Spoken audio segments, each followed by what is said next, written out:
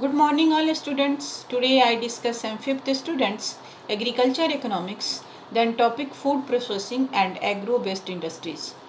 आज इस क्लास में ओनली फूड प्रोसेसिंग के बारे में हम लोग स्टडी करेंगे कि फूड प्रोसेसिंग क्या है और इसके क्या बेनिफिट हैं और उद्योग के रूप में फूड प्रोसेसिंग कैसे विकसित हो रहा है।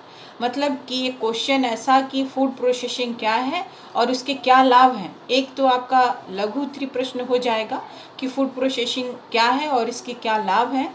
दूसरा कि फूड प्रोसेसिंग क्या है और वो एक उद्योग के रूप में किस तरीके से विकसित है, इसके बारे में हम लोग पूरा डिटेल चर्चा इस क्लास में कर रहे हैं।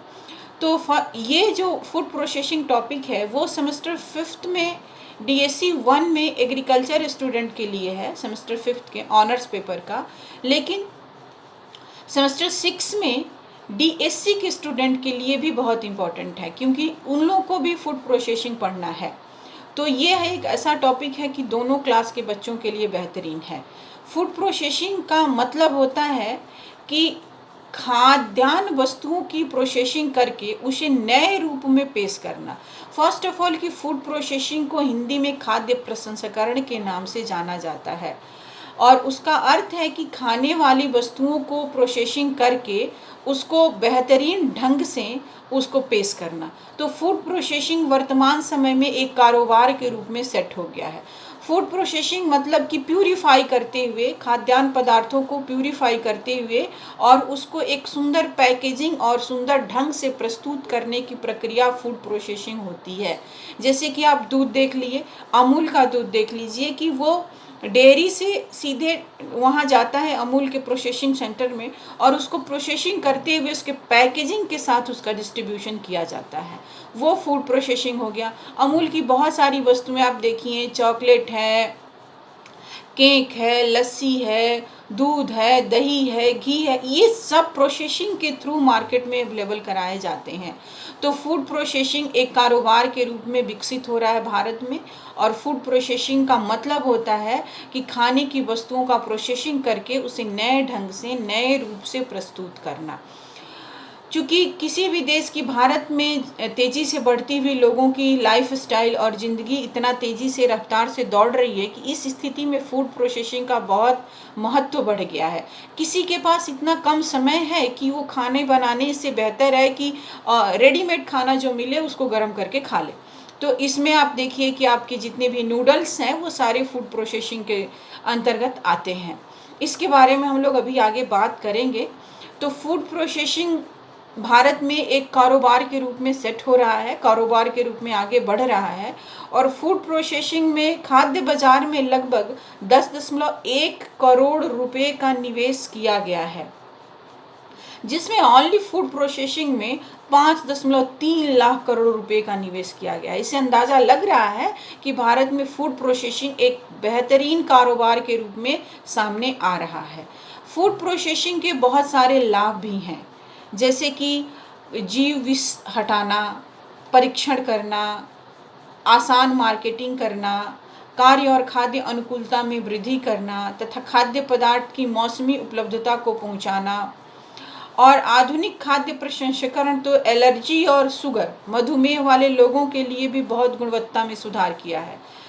जैसे कि आप देखेंगे कि बहुत सारी चीज़ें ऐसी हैं जो डायरेक्ट आप ज़मीन से लेके नहीं खा सकते हैं, खाएंगे तो कुछ ना कुछ प्रॉब्लम हो जाएगा, क्योंकि मिट्टी में बहुत सारे कीटाणु, जीवाणु, विषाक्त चीज़ रहते हैं जो उस पदार्थ को नुकसान पहुंचाते हैं। तो उसकी प्रोसेसिंग करने के बाद उसका आप यूज़ करते हैं, जो आपके हेल्थ के लिए बहुत बेहतर होता है। जैसे कि आप बैगन यदि खेत से तोड़ते हैं तो तुरंत तोड़ के नहीं खा सकते हैं, क्योंकि उसको आप धोएंगे, ऑल वेजिटेबल धोएंगे, साफ करेंगे, फिर उसको बनाएंगे, फिर खाएंगे। फूड प्रोसेसिंग से बेनिफिट यह है कि जितनी भी आप सुपरमार्केट देख रहे हैं जहाँ की पैकेजिंग के सामान आपको मिल रही है, बिना मौसम के भी सामान अवेलेबल है, वो फूड प्रोसेसिंग की देन है। जैसे कि गुआवा, अमरूद के दिन में आपको अमरूद के दिन में भी आपको अमरूद मिल जाता है। सीजनल जो मौसमी पदार्थ है वो अपने मौसम में तो मिल ही रहे हैं, बिना मौसम के भी आपको सुपरमार्केट में मिल जा रहे हैं। ये फूड प्रोसेसिंग का देन है कि आप कोई भी सामान कहीं भी किसी भी आसानी से ले सकते हैं। दूर दराज के इलाकों में भी सामान आपको मिल सकता है। अभी तो आप देखिए कि आपका जितनी भी ऑनलाइन वेजिटेबल्स, क्रॉप्स, ये सारे फ्रूट्स आपको दिए जा रहे हैं, वो बिना सीजन के भी आपको आपके घर तक अवेलेबल कराया जा सकता है। ये फूड प्रोसेसिंग की देन है कि फूड प्रोसेसिंग से वो सामान इस तरह से प्यूरिफाई करके, इस तरह से प्रोटेक्टेड करके, इस तरह से संरक्षित करके और इतने बेहतरीन ढंग से मार्केटिंग करके आपके आपके घर तक आपको पहुंचा दिया जा रहा है। ये फूड प्रोसेसिंग की देन है। तो फूड प्रोसेसिंग में बहुत सारे पदार्थ ऐसे भी होते हैं जिसका नुकसान करा के और उसको खाने योग्य बना दिया जाता है। जैसे कि शुगर पेशेंट यदि राइस खा रहा है, सीधा चावल खा रहा है, तो उसको शुगर की प्रॉब्लम बढ़ जाती है।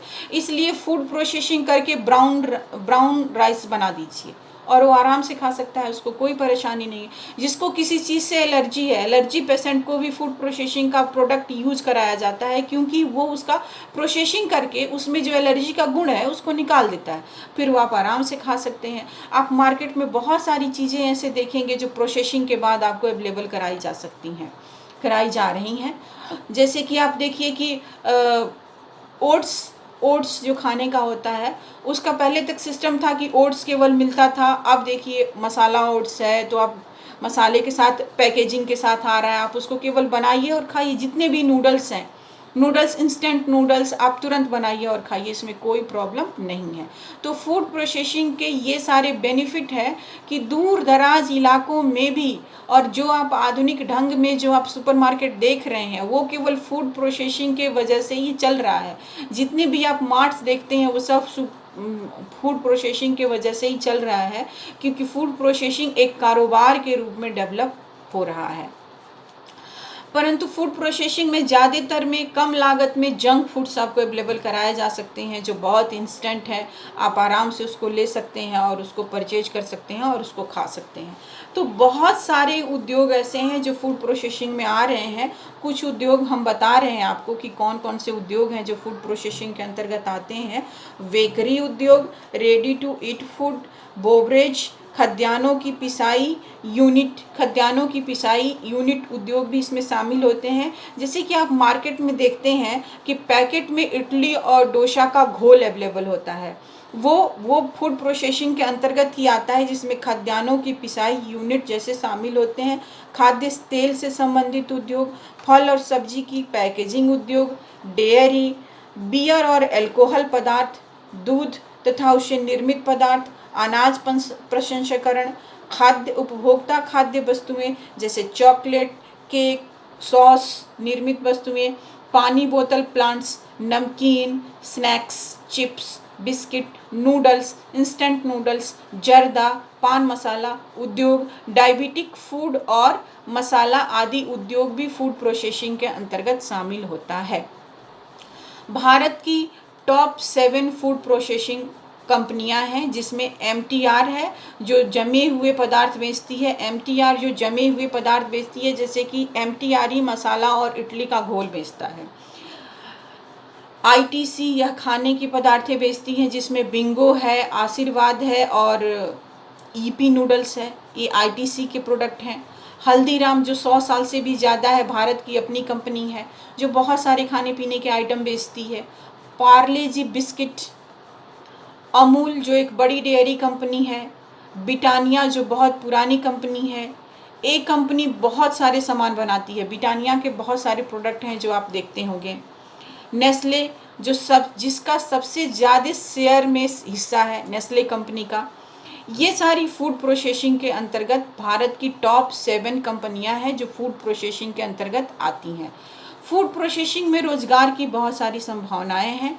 इसमें है कि यदि 1 लाख की लागत आप लगाते हैं तो प्रति माह 10 से 30 हज़ार रुपये कमा सकते हैं, क्योंकि यह आपके ऊपर डिपेंड कर रहा है कि आप फूड प्रोसेसिंग से कितना बेनिफिट ले सकते हैं, क्योंकि उसकी पैकेजिंग, उसकी मार्केटिंग और उसको बेचने का तरीका आपका होना चाहिए। 21 नवंबर 2019 को उद्योग मंडल एसोचमैन और शिकागो की विश्व प्रसिद्ध अकाउंटिंग फार्मिंग ग्रांट थर्नर द्वारा संयुक्त रूप से प्रकाशित अध्ययन के एक रिपोर्ट में कहा गया है कि भारत में खाद्य प्रसंस्करण क्षेत्र से किसानों की आय में भारी सुधार के साथ साथ रोजगार की भी बेहतर संभावनाएं हैं। रिपोर्ट में यह भी कहा गया है कि 2024 तक भारत के खाद्य प्रसंस्करण क्षेत्र में 33 अरब डॉलर का नया निवेश आकर्षित करके और 10 लाख नए रोजगार के अवसर उत्पन्न किए जा सकते हैं। तो इस रिपोर्ट के आंकड़े से आप समझ लीजिए कि फूड प्रोसेसिंग का कितना बेहतरीन फ्यूचर भारत में है। लेकिन कुछ संभावनाएं भी है, कुछ चुनौतियां भी हैं जिसका सुधार करके और फूड प्रोसेसिंग को एक कारोबार के रूप में विकसित किया जा सकता है। इन चुनौतियों में है कि अपर्याप्त परिवहन है, भंडारण की सुविधा का अभाव है, नई तकनीकों का अभाव है, खेत जो है वो छोटे छोटे हिस्सों में बटे हुए हैं और प्रशिक्षित श्रमिकों का अभाव है। इस सारे अभाव को यदि दूर किया जाए तो फूड प्रोसेसिंग एक बहुत ही बेहतरीन कारोबार है जिसको कम लागत में स्थापित किया जा सकता है और इनकम गेन किया जा सकता है। तो इस टॉपिक में हमने केवल फूड प्रोसेसिंग के बारे में समझा।